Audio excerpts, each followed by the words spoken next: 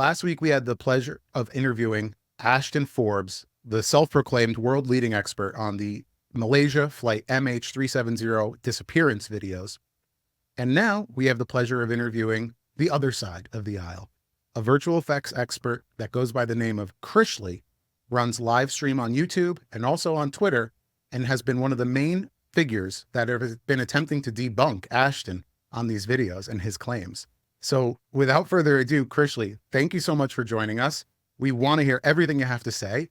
Can you do a little bit to our viewers of who you are, what you do, and how you got involved in this community? Yeah, and again, thank you for having me. I've been in this industry for a little over 10 years. Right out of college, I went straight into teaching this actually to middle schoolers for a little bit. And then after COVID happened, we kind of had to step back from that. I went into business for myself. I have some, I don't want to give too much info because it is kind of traceable back to me. But, broadly overall, I did a lot of work in the music industry. I've done some music videos and stuff like that. And last year is when I first heard about this. And I was very drawn to the visual effects side of it. I feel like that side wasn't very much explored. So that's the main reason why I'm here, to provide that kind of education as to what things made up this video. Since I feel like it's not being explored or investigated that much. Yeah, well, certainly one side is, and that's why we felt it was so important to bring on both sides. And that's really the point of Elevated Thoughts podcast, is to explore both sides of things with an open mind and an open heart. Because I think in this community, things do get a little bit, dare I say, toxic. I've never seen toxicity out of you, Krishly, so I'm grateful for that. But listen, I had the pleasure of, running that interview with Ashton. So honestly, Mike, you're the other side of the aisle today. I want to hand things off to you, if that's all right with you. Sure thing. Yeah, so I'm much of a null hypothesis guy. So where I want to start is, what claims can we verify? And especially anyone else who might be trying to use a similar approach when they come into this, it's very hard to read either a year's worth of tweets or various images and essays, etc., research papers that number in the hundreds and hundreds of pages.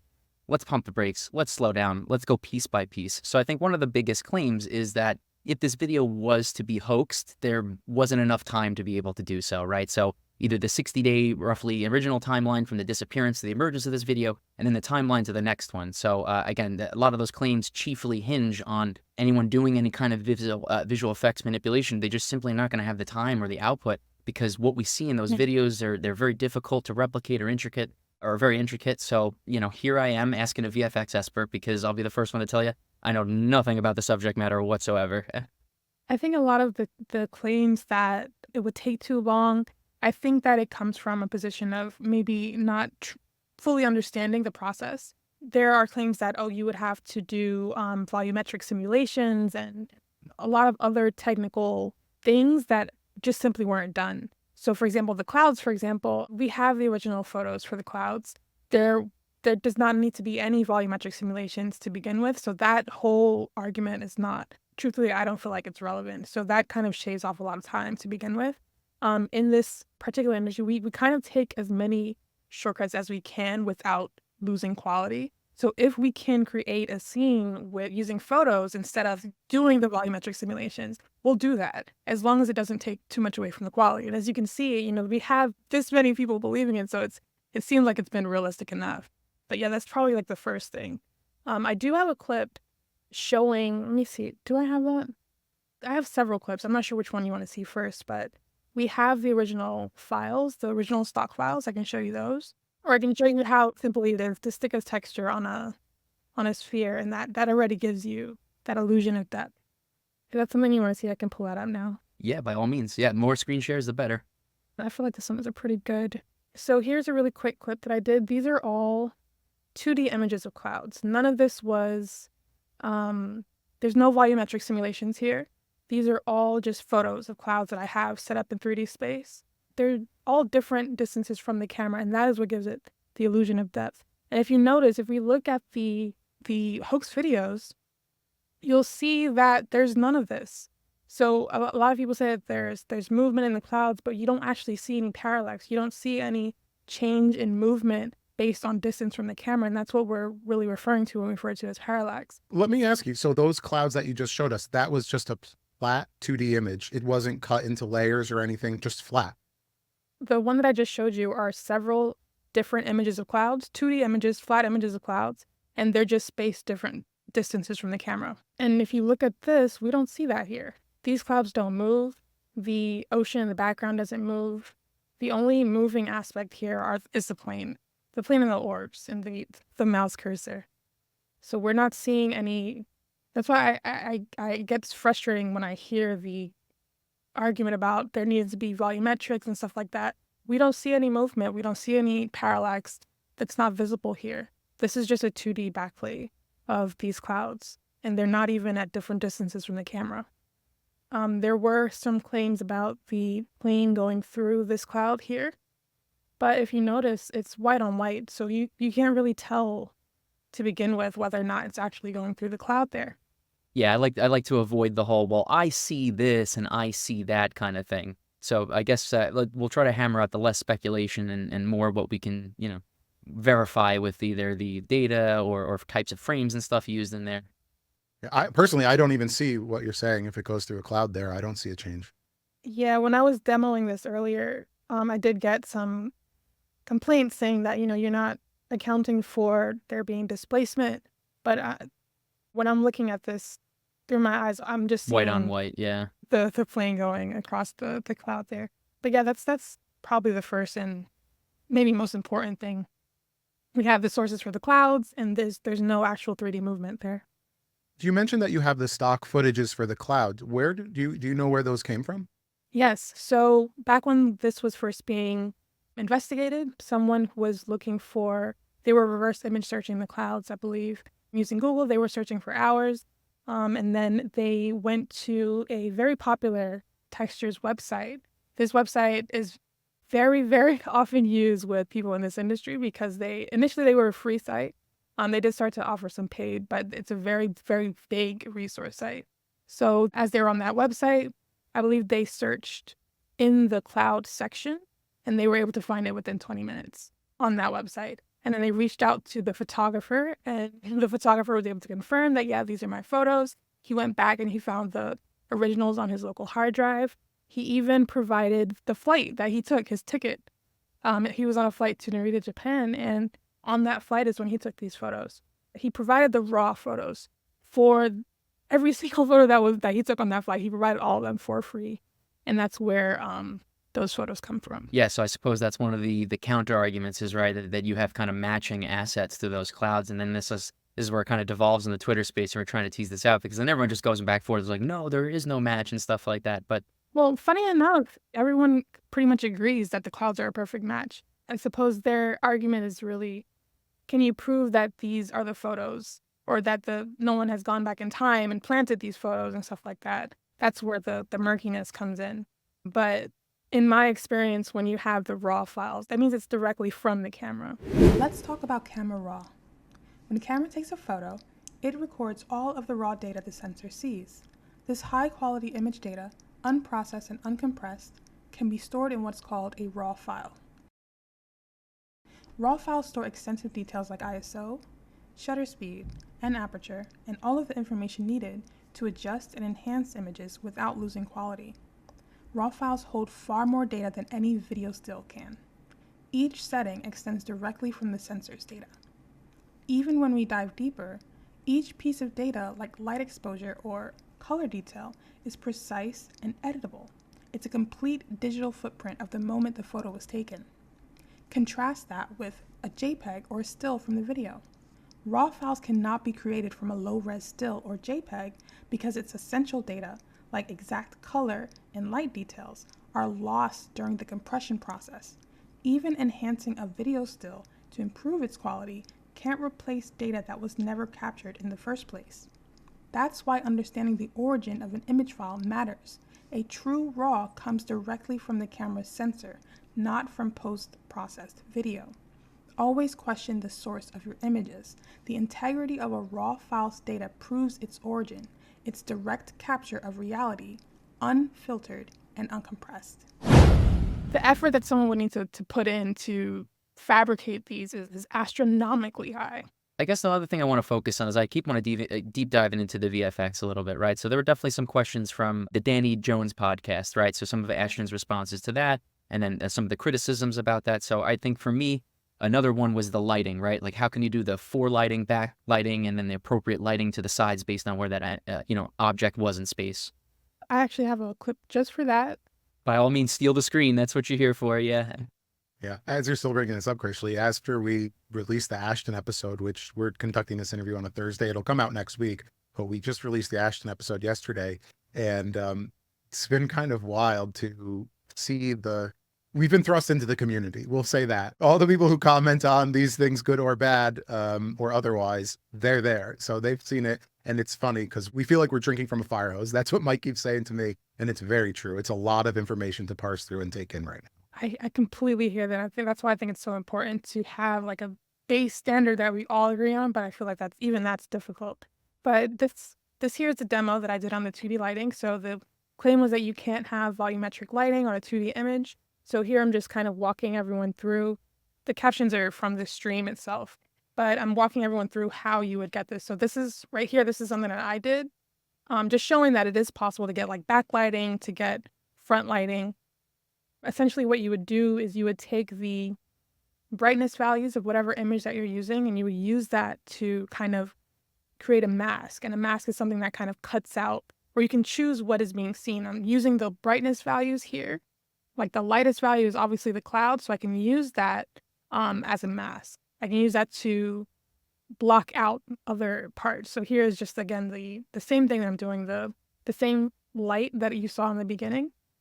I'm showing it behind the clouds.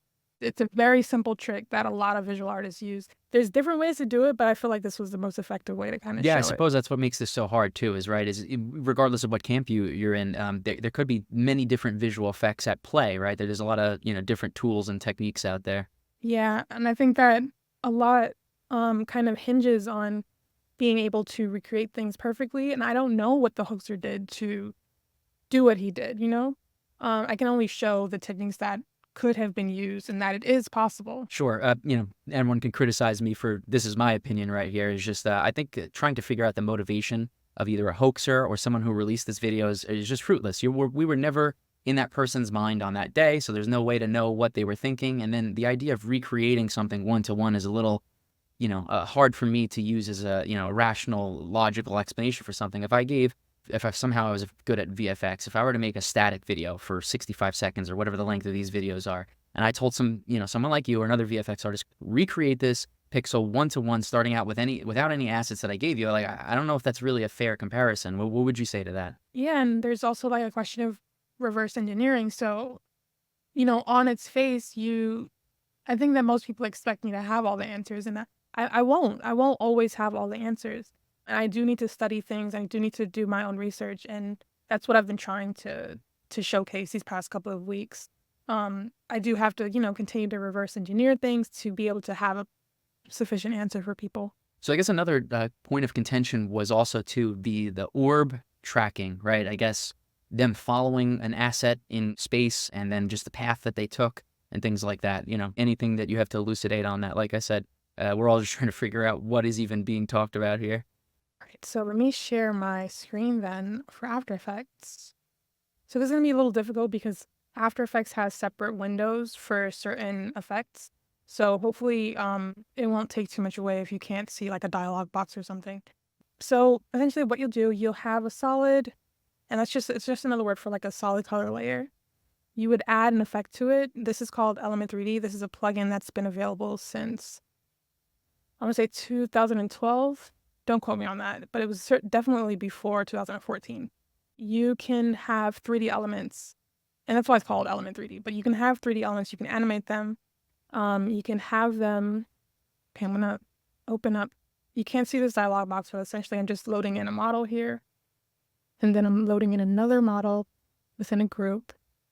So you would add a particle replicator. I want to have 3 of them, and then I'm going to go back into scene setup to adjust the scale because they're a bit too big. Yeah, by all means, talk us through your process, because I think that's also important too, because like people, if they want to understand the VFX process, right, this is what a, editor might be thinking. This is very cool to me. I am enjoying watching this. If nothing else, by all means, if you don't agree with her, watch her streams and her content, because I think you can learn a lot if you want to know about VFX editing. So what I just did, I just created 2 groups. The first group has our parent sphere. That's going to be this one. And if I can make this the parent of our other group here, just like this. So I'm going to take this group, which is our 3 orbs. I'm going to parent it to the first one that has our initial sphere. So when I move this initial sphere, those will follow. Now, if I rotate this and then I animate its rotation and its position, so we'll do position first. I'll have it go from one side of the screen. This is a very bare bones example. So one side of the screen, I'll move it, let's do 5 seconds. In the 5th second, it will be on this side of the screen. So if I hit play, you'll see it move. And then the next thing, all I need to do next is have these rotate. So I'll animate its rotation. So I'll hit R to pull up its orientation settings here. I'll hit this to add a keyframe. I'll move out to 5 seconds. And then let's see, just need to figure out which axis. So I believe this is I want to say this is the y-axis. So we're going to animate its y-axis here. So that as this is moving, these orbs will also be spinning. It's a bit slow, so all I have to do, again, is increase this to some crazy high number.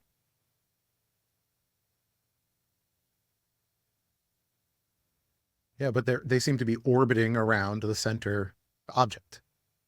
Exactly. Sometimes it's easier to use these because you can multiply its rotation by itself. So we're going to do maybe like 40.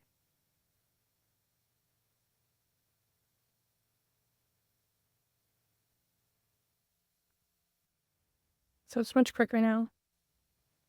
And then I can continue to rotate. I can continue to make all these different.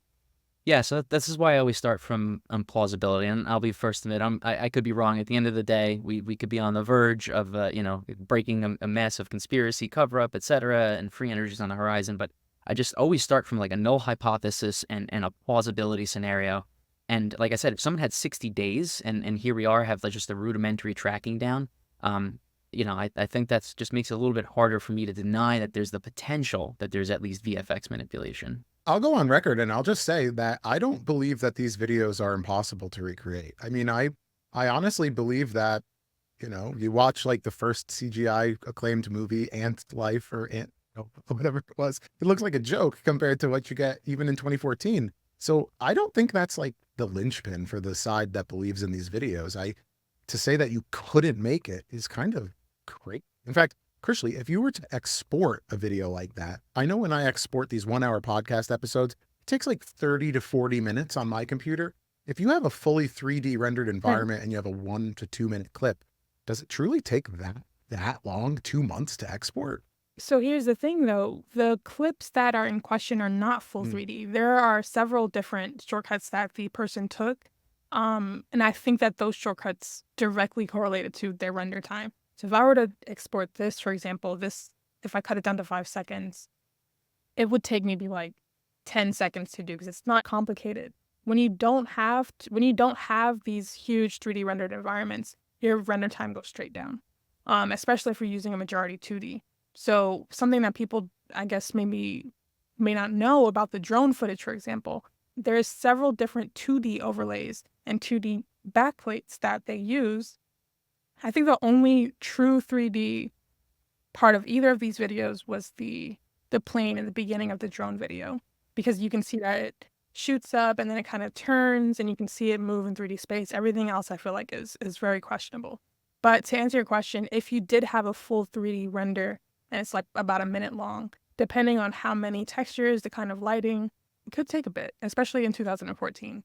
But you don't see any lighting in these. You don't see any involved 3D models in the way that you would expect. No, that does. I mean, it's hard for me to conceptualize that. You could make a video in however long, presumably a couple days of effort, but then it would take like weeks to export with your computer just running in the background. It's hard for me to conceptualize, but I get the point of it. And especially if they took shortcuts, like you said. Exactly. So, like you said, it could take a long time, but it would never take so long that it would be 60 days or 70 days. At the most, if it was a fully 3D rendered environment, which this is not, it could take maybe 2 or 3 days, just for something that's Okay, 2 or 3 that's minutes. more in line with what I expected. Yeah.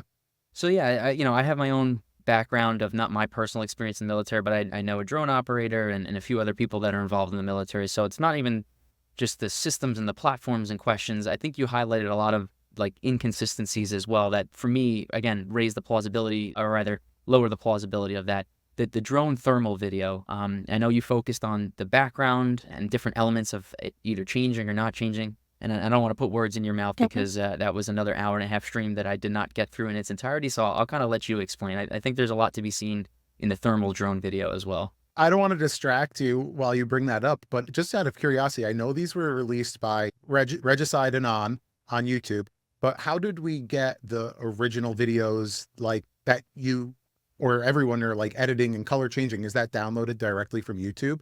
Yeah, so I can probably share that link with you elsewhere on Discord or something. But we're getting them from the Wayback Machine, specifically for Regicide and on, I believe because he's the very first uploader. Like there have been other versions, but as far as we can tell, his is the very first one that was uploaded in May. So in the Wayback Machine, you can download it from there. That's what we've been using to study. There's another version from Area Alienware. I believe that's the second earliest upload. But the satellite footage from the Area Alienware upload, sorry, that's a tongue twister. The satellite, I believe, is a little higher quality. So sometimes people use Interesting, that yeah. one instead. Yeah, just to link the two videos, the idea that you could start with this as a model for the drone video, is that possible with VFX software? Could you use this environment to jumpstart you on the next video? Or if someone was hoaxing it, would they have to start from scratch? You're saying like, can they reuse elements from the satellite in the drone video? So what I do find is a compelling argument is the similarities between, either the orb tracking, and again, maybe I'm getting something wrong, but at least just from a glance, it seems that there's, the frame of the orbs enter around the same time, the positional relation between them, and then if there was, either the spur system or I forget now because, again, this is my fault, but whatever capturing imaging technology we're seeing, the example you're showing is here. Apparently, though, even when we have that the drone video, there's too many similarities between the angles of everything. That's what the claim is. So would that be impossible to recreate in VFX, I guess? Yes, depending on whether or not he did use Element 3D, I believe that he did, then it would be very simple to just load up the same project, change the camera angle. You can add other cameras very, very easily in After Effects. They've had 3D support for a very long time. And I actually recently posted the changelog for After Effects because there's a lot of contention there. They say, how do you know that this software could have done this in 2014? So I always post the changelog, like here is every single change that was made since the 90s.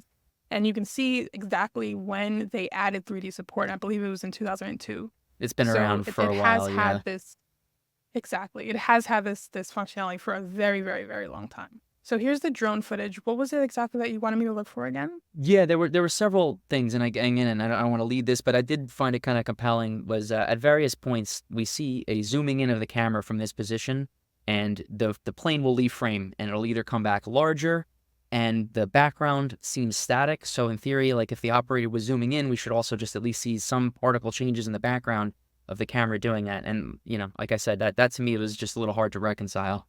Right. So I can actually go to that frame for you.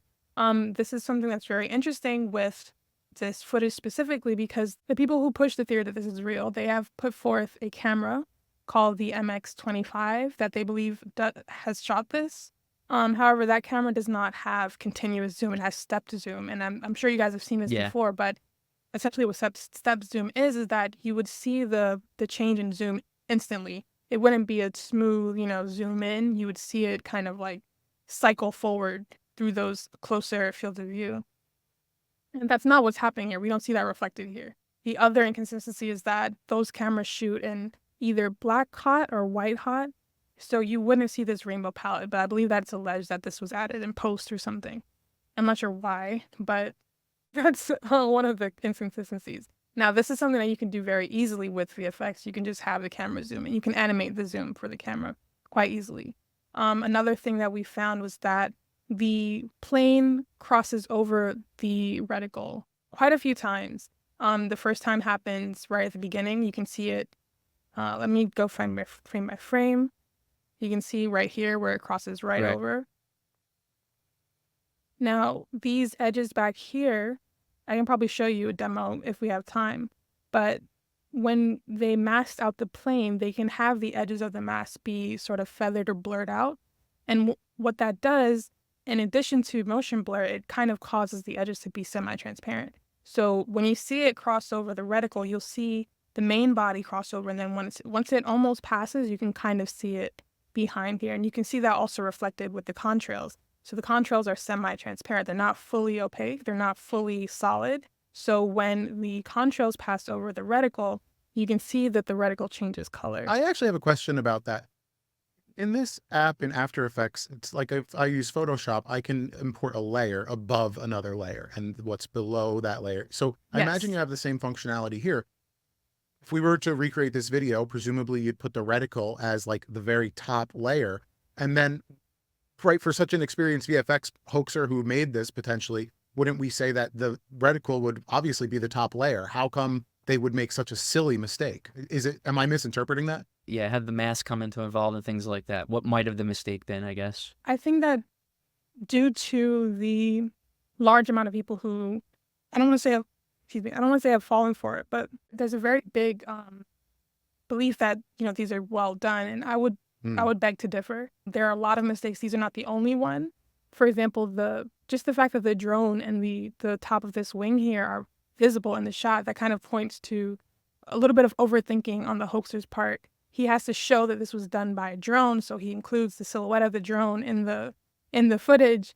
That wouldn't be seen. It's not really reflected in actual military drone footage. Why would they create a camera that is obstructed by the drone? That doesn't make sense. It's stuff like that. There's a lot of small mistakes that he's made, and I think that we're kind of holding him to a really, really high standard when it may not even have been his intention to fool people. So I feel like that's so him to make that kind of mistake, to me, it seems believable. It's really not out of the realm of That's a possibility. perfect explanation, because actually I'm working from the thought of corridor crew Nico. He was gushing, saying, wow, this was done so well. I'm so impressed. And that made me think, oh, wow, maybe this has got to be some military guy and some virtual effects expert from Marvel Studios, like Ashton says. But I appreciate what you're saying here, that this actually has a lot of mistakes. It's not perfectly done. Frankly, it's not. So for the people in the room, could you also just explain, because this was something I was actually listening on your stream and I just had no idea what you're talking about and couldn't suss it out from Wikipedia afterwards. What are the difference between these frames that we're seeing here? The key frame, the I frame, B frame, P frame. What is that relevance, I guess, to VFX? Yes. So someone named Tony Adams, he's also someone who has been very involved in the research of this. He's done a lot of analyses. So this right here is called a compression analysis.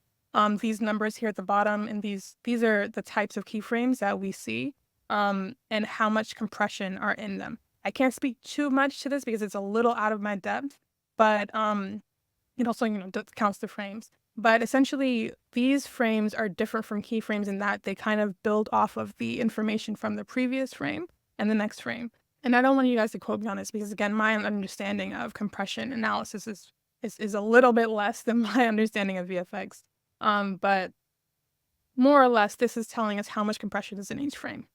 And the amount of compression in each frame depends on the previous and the next frame, if that makes sense. I heard you explain something about frame rates and interpolation. Could you explain a little bit about that? Yes. So this, I want to say, I'm not completely sure, but I want to say that this was done. This is 24 frames per second. I could be wrong here, but it's a very common animation frame rate.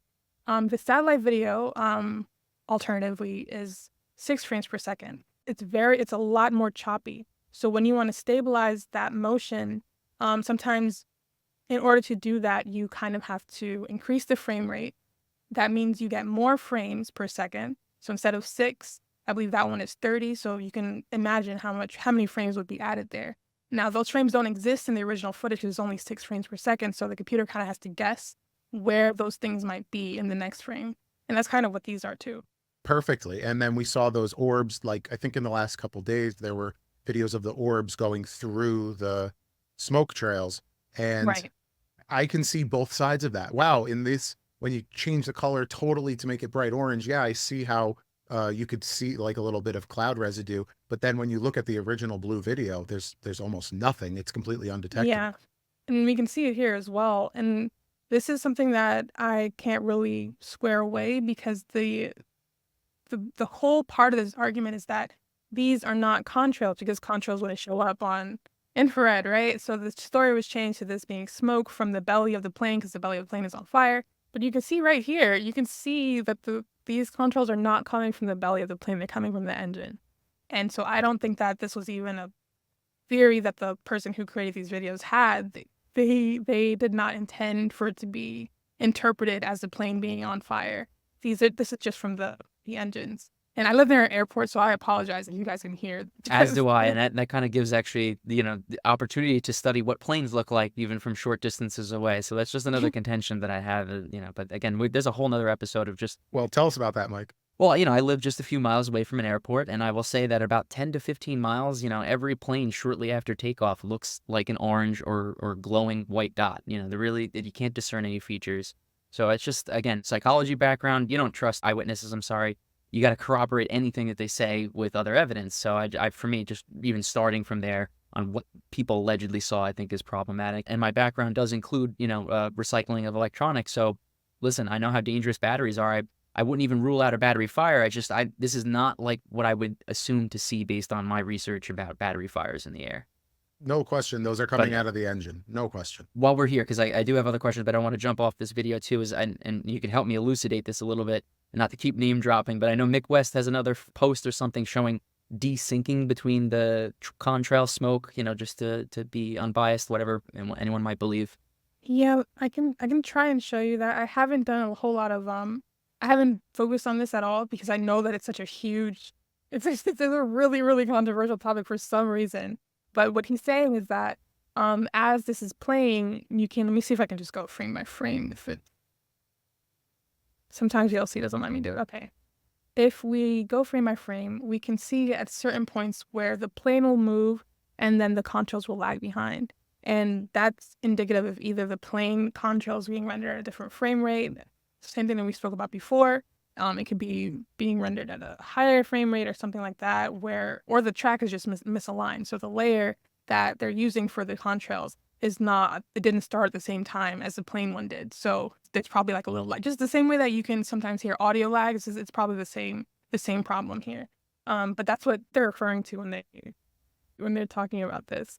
I'm not sure if you can kind of see it. Yeah, but... I see it a little bit here, but certainly Mick's point highlights that in his tweets. We'll drop that in the final version where there's a GIF, right? And what the viewers on the screen are seeing it right now, where the plane stays stationary, but the contrails boop, boop, boop, boop, up and down. Yeah, it does make sense. There you go. You just had it. There you go. Yeah. And there's some other weird parts. So with the Saturdawn specifically, there are 5 different clips here. And I don't really see this talked about a lot. So there's 5 clips. There's a first continuous clip that doesn't really have any obvious cuts. I would argue that when it goes off the screen, there's a cut there, but that's, up for debate. But after the plane disappears in the portal, it cuts to a couple other versions. So here's the first one, which is a zoomed in version of the first part. So I want to say that's around here. It's a zoomed in version of this part. Now, what's interesting is that the other clips here, they do not reflect the same issue with the reticle. And this is something I covered on my stream, and I think that because it was on my stream, people didn't really see it, and so they kind of jumped on, well, we can see it in these frames, but they kind of left out the fact that it was in the later clips. And so the issue that I find here is that these later clips, even though they're zoomed in, they're in a higher quality than the first clip. So if you think about that, just that on its own doesn't make sense. If it's a zoomed in version of the first one that was already terrible quality, you would expect it to retain that same terrible quality of zoom, which kind of leads me to believe that this is a whole separate render. So they took the camera, they made it zoom in a little bit closer, and then they re-rendered it out. And that gives it the better quality. There's a couple frames that I'll probably stop in on, but I want to show you the reticle issue and how different it is. So here, it's a bit hard to see, but you can definitely see the line crossing over it. It's a bit lighter here. So we're looking at the center crosshair reticle, and the plane is allegedly going over it. It's actually still pretty hard to see, but it is Sure. there. Let's see if I can make this bigger somehow. I don't know if VLC will allow me to zoom.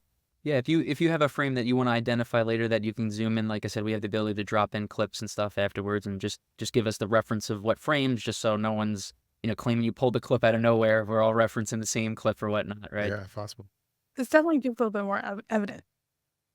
Whereas if you go to the beginning, you can't see it at all. It goes right over I it. would like to see this closer, and I'll tell you why. This makes me think of this optical illusion where there's a white stick in the middle, and half of it has a black background, and half of it has a gray background, right? And it looks like the white stick changes colors, and it's due to the context. And Right. I'm wondering if maybe that's what the phenomenon we're seeing here is. But hey, that's the whole point, right? I don't know, because I would argue that at least at the beginning, because we have a very close-up view of this here is not as affected by quality, and you can't see the Yeah. reticle at all. And not just the one in the middle, 'cause I know the one in the middle is fainter, but it dips down a couple of times. And when it does dip down, you go frame by frame, you can't see it at all. It's just not there. Every time it dips down, it goes directly over it. And again, this isn't reflected in the back half of the footage. But I realize that this is something that it could be subjective per view. But to me, I can't see it. And it's really just egregious to me. There's another frame in one of the zoomed versions too, again with the reticle. Let me find the correct number. Actually, I think I have it in Notepad, so let me find the exact frame number. So it's 2133. And you'll notice that I'll go frame by frame from here. You'll see the reticle in one frame here, Yes. so you can see it, right? You can see it a lot clearer here, right? So this is the middle line. And then in the next frame, it's gone. And I don't know what happened here. I don't know if they accidentally turned it off for that frame. I'm not sure what happened, but it vanished. What I'm seeing right now is a reticle is kind of no longer apparent in this frame. Everyone else is willing to draw another And then can you go to conclusion, but frame 2135? I believe it comes back at some point, but after that point, it's just not there. What that could have been is just that layer wasn't long enough. They didn't stretch it long enough to, fit the rest of that clip. Who knows? But you guys just saw it with your eyes, right? It was there. It's still here. It's here. It's here. And the plane hasn't moved that much, and it's gone. We are seeing the right side of the blue going off, meaning this zoom in is panning to the right as well. But I do agree with what you're saying. We can look, because I remember when we found this on stream, we did look. But actually, those three before are a good point, right? Because it's shifting to the left as we go through the frames. Right. Okay, let's go again. So here's 3, and then 4. It hasn't shifted that much. The plane is still relatively I in see the what you're same saying. place. Yeah. Because so that means the camera did not shift. enough to perhaps the reticle to slide In off. this specific frame, it has not shifted that much to completely obscure the reticle. So I'll go through it again. This is 33 and 34. I would say that it shifts upwards instead of to the right in this specific frame. And then it comes back. Actually, I do have a question now that we're watching these orbs go. When we were looking at you do the orbs orbiting modeling, those seem to be perfect orbs. Now, when we look closely at these, maybe it's artifacts of compression, but they do seem to be plasmatic, if I dare say it. So is there kind of an explanation for that? Yeah. So one of the things that they could have done is just enabling motion blur. So it's already very fairly distorted because of the noise and the compression. But motion blur, let me show you guys what that looks like. I'm gonna share After Effects again. So there's a couple of different settings for motion blur. We're gonna do force motion blur because I can edit that a little bit easier. And what that will do is that I put on the wrong layer, making sure it's on the right layer. So here's motion blur. I can reduce the shutter angle, and that will have these be closer together. And if you blur it out and make it all noisy, it could look like these are changing shape based off of how fast that they're spinning. So if they're going slowly, you'll see less motion blur. If they're going quickly, you'll see more motion blur, but it definitely flattens and changes the shape. I'll hit play. You can kind of see it there. Careful.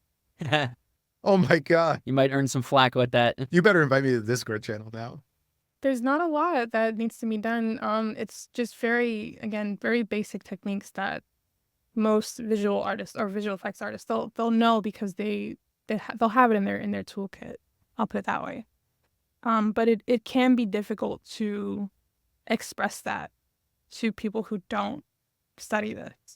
And I think that's probably the biggest challenge that I have right now. Yeah, if nothing else, regardless of what anyone believes, like I said, I think it's just important to establish what's capable of VFX before we say what's impossible. I'm always at the end of the day ready to be, wrong about everything, and especially because I'm not one to believe that our government has our best interests in mind. I have no, qualms about admitting that they clearly do cover up a lot of things, and there's probably something here. I just, like I said, I try to start with plausibility, and I at least say from a perspective of someone potentially hoaxing it, I think at least it's plausible based on what you can do in a short amount of time here.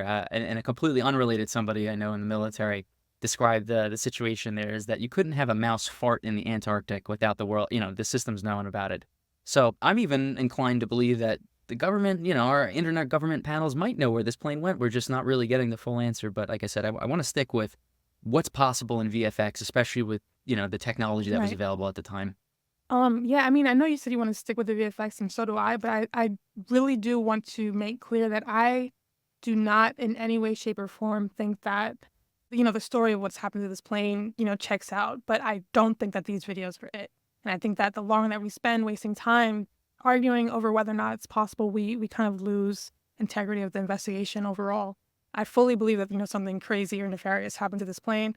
But I always say, this is just not it. This is it. Sure. This is not it. No, we appreciate your opinion. All right, let's talk about that stock explosion graph. I was going to say that was also a significant point of contention, yeah. Okay, let me open up because I think I have actually. Let me show you the clips that I have done for that, so that I don't have to waste processing power. So there are a couple of different ones. Let me share VLC really quick. When you say a couple of different ones, I was under the impression that was the stock effect used in Killing Time, Eastbound and Down, Anchorman's eyeballs, and forget the last one. But yeah, there were 5, right? Is that the effect we're talking about? So when I say multiple, for the stock effect that is in question, they use multiple frames.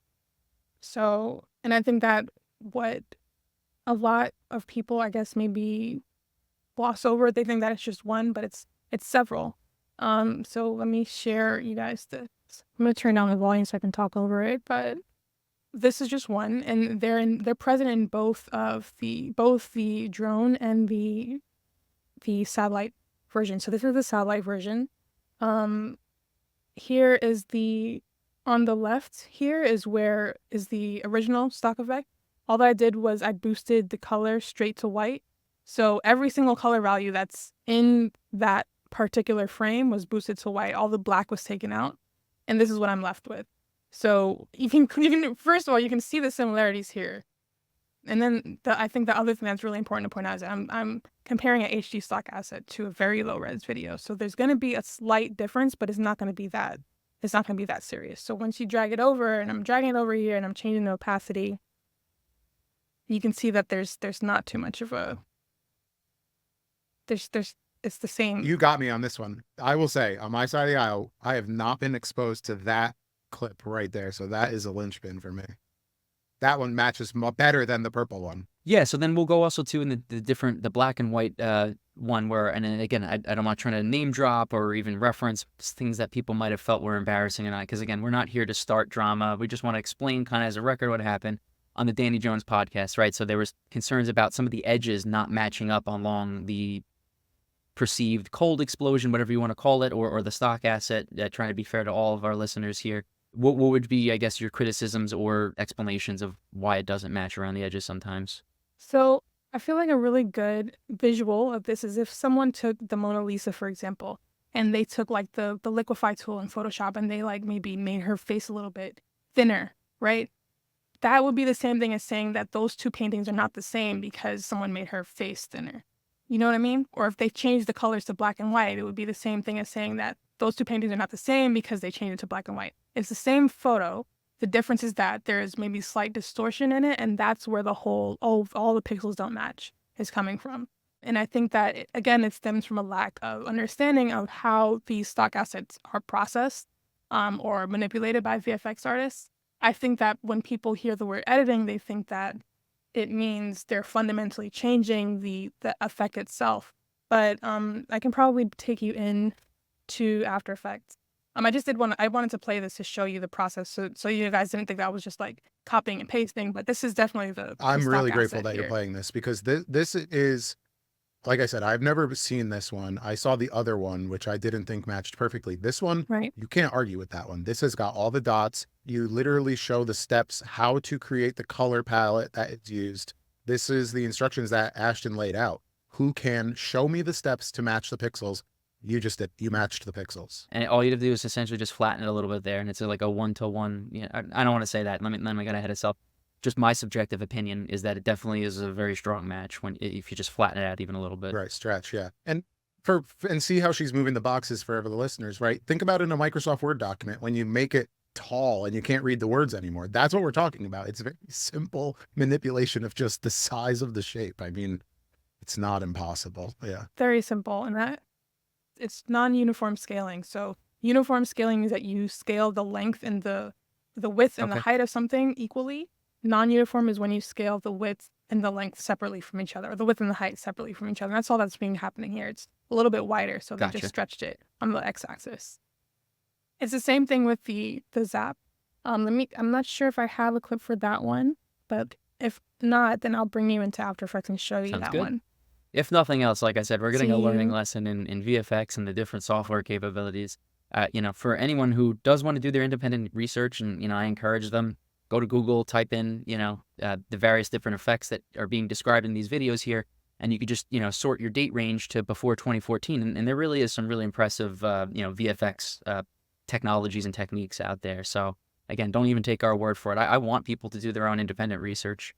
Me too. And that's what I always try to like say to people, like, please don't just take my word for it. Just really just do the learning. Just learn a little bit about it first before making accusations or saying that I'm fabricating Right. something.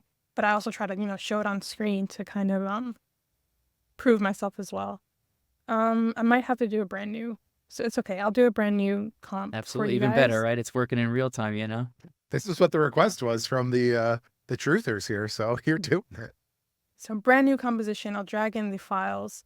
There's been some contention too as well over the sources of these files. A lot of people they're questioning how far how back in time, I guess, these assets can be traced back to. And we actually got in contact with the creator of the asset itself. We found out that he created HD version of these files back, I believe, in 2004 or 2009. Between that time, it was also again in Anchorman in HD. So I don't think it's really a question of where these files have come from. But anyway, so here's just another example. I did the same exact thing that I did with the zap in the one that I just showed you. Here's another frame from the same file. It's instead of boosting it to white, I boosted it to red so that can be easily seen. And I'm overlaying it over the same frame in the footage. So here's the other frames of that same effect. I'll just press play so you guys can see that as I'm playing it. So again, and then there's the other thing too, I guess, that kind of trips people out is that in certain frames, he's cut out part of the center, and those are kind of evident in other frames. And so people kind of assume that because he's masked out part of the center, that it's not the same effect, but you can see on the edges that it's the same silhouette. If there's some more distortion, then that's probably a distortion that he added in post. And there's a lot of different distortion tools that will, if you distort one frame, it will carry over to the next frames. So there's one called turbulent displace. That one, it actually distorts a lot or can distort a little bit depending on the exact parameters that you put into it. But these are things that you can't you can reverse engineer them, but you'll never have the exact settings. So you'll never be able to make pixel perfect match because you don't have those settings. You're not in the person's head. You don't know exactly what they did. You can give an approximation. And if it has so much of a match, I feel like it's really disingenuous to then say, okay, no, these aren't, because they don't match, one to one. They're not the same thing. It's the same thing with the Mona Lisa. If you have a picture of her and her face is a little bit thinner, or someone kind of like used a liquify tool to push it in a certain way, it's still the same. It's the same painting. It's just slightly distorted. Yeah, call my eyes stupid, but this is another case of where I do see a very strong, resemblance between those two images, right? So again, the audience, and this is an episode where it's really multimedia. I encourage you to sit here and watch it with your own eyes, but I do see the striking resemblance between the two assets. I mean, Mike, no two buttholes are the same, brother. Exactly. That quote was like a nail in the coffin. That was a dumb quote, man. Yeah, that's in good jest. We find that funny. That is not mocking anybody. Again, we're not here to start drama. And in fact, this is an open call to, as you can see, we're here to reach anybody who has a rational, knowledgeable voice in this space right here. So we're definitely getting concerns about, either platforming certain people. If you have something knowledgeable and you think very interesting to add to this conversation, we're more than happy to bring you on. So, Krishly, I guess this is the opportunity. If there's any last things, right? Did we miss anything? Or, this conversation is, like I said, there's a lot of depth and scope to it. There's a lot of things covered. I don't want to overwhelm people, but if there's one thing that you really think that we forgot to even talk about, by me, all means, take it from here. I kind of want to go over because someone geolocated the images really recently. I don't want to name drop in case they are trying to stay anonymous, but was that the Joseph Hollow one? Okay. Yes. They recently geolocated them, and I think they were really that was such a great thing that they did. I used to play GeoGuessr a lot, and I'm surprised that I didn't think to do this myself. I'm a big fan of Geo Rainbow. I am. I was gonna say, it's only a matter of time until a GeoGuessr figures this all out, if anything, right? We just got to get them hooked on the case. Honestly, I cannot believe that. And I think people have actually done this previously, but they were kind of like swept under the rug. Let me share this with you. So they found that the cloud images in the full version of the RAWs, they were able to find the exact location of where these photos were taken. So this is an island called Kotsushima Island. It's in Japan. And let me turn this off for you guys so you can see. This is the full RAW file that was provided by Jonas. Trying to remember where in the video this was. This is 1845. So there were portions, I believe, of this image that were pasted in. But if you look closely, you'll see that there's a shoreline here. There's a harbor here, and there's very, very clear. It's very clear. Sorry, it just tickles me so much because it's so clear when you see it on Google Earth. Now here's the overlay for Google Earth, and if you compare the two, here's the harbor right here. Here is the exact shoreline here. Here's the mountain right here. It's the same place. Now, if you're trying to say that these photos came from the satellite that were over, I think the place is that Andaman Sea.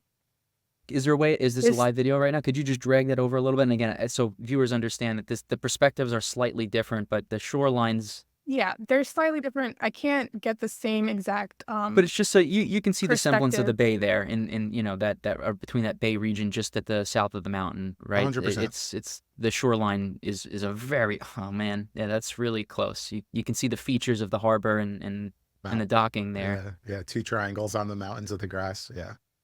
So just to be clear, this is a stock photo of the clouds that was presumably used in the satellite footage, and then they determined that off of the screen. Yes. So the stock footage is captured this much in the plane video, but then down here in the stock cloud photo, they detected land. Yes. And the other funny thing is that there are a set of windmills right here. Yeah. And the claim that it's hard to see, but these windmills are part of Irozaki Wind Farm, and this is another location in Japan that's visible from the flight path that that plane would take to get to Narita. And these windmills here, you can't even see them if you zoom out. I'm shocked that anyone's even found that. Yeah, that's his visual acuity is crazy. But just to think that the claim now is that someone went and planted these. Who was seeing this? Who would be able to see this from? And this part is not even in the videos to begin with. So just I feel like the leap in logic to assume that these photos were fabricated rather than this being a genuine photo from the flight that the person took to Japan, where everything literally checks out. The island that is seen from the plane, it checks out. I think that it's ridiculous to me. But we found the location for these. It's called Irozaki Wind Farm. I don't think I have the image here, but if you want to Google it yourself, you can see that it's the same formation of windmills. I believe it's like 13 different windmills in that group. We'll definitely try to grab an image for comparison if you have something specific to share, but we'll try to copy that ourselves. Yeah, definitely message us the name. I'm not going to remember that. I'm not good with my Japanese. It's been a few years since I studied. If you want me to, I can send you the coordinates for this exact By all means, view yeah, if you please need it. do. Yep. Like I said, we're trying to build as much evidence and facts, and then people can look at them from there and make their own judgments. Just going on in the Twitter space and Cooper and I being thrusted into this space recently, we could see that there's a lot of emotions involved. People are attacking each other's credibility and stuff. So I say let's just look at the evidence and the facts, and people can form their own decisions from there. Yeah, that is a very cool comparison. And that's very damning that we have now raw images that perfectly match the clouds. We have stock effects that match 2 of the pertinent key explosions that happen in the video, or endothermic reactions. And now we have found in the raw photos, we can align that they were taken in Japan, not in the Malacca Strait like we are claiming they were. I mean, that's all it takes, right? An open mind to kind of go over the footage. I feel like what's missing from a lot is this scrutiny of the videos. Sure. There's not enough of it. And it's important that we continue to keep that momentum, continue to scrutinize every piece of evidence that's put forward. As you've always said, I'm sorry, I just want to cut off, is that, you've always said I'm open to scrutiny and putting words in your mouth, So again, anyone who looks at this, we're more than willing to hear out any rational explanations on your disagreements for this, and we're trying to create a neutral ground here where you might find in Twitter spaces and all these debates that are going on, anything but an actual debate or discussion of ideas. So consider this the DMZ, the demilitarized zone. We're just going to have discussions here. If anybody else wants to come and explain these, we're more than happy to have them on. And actually, speaking of Krishly, we're going to announce it now for the first time. You're going to be our second in the series, Ashton, and then you. The following episode after you, we're going to have the lead investigator from the Netflix documentary, Jeff Weiss. He's agreed to come on our show. Oh, really?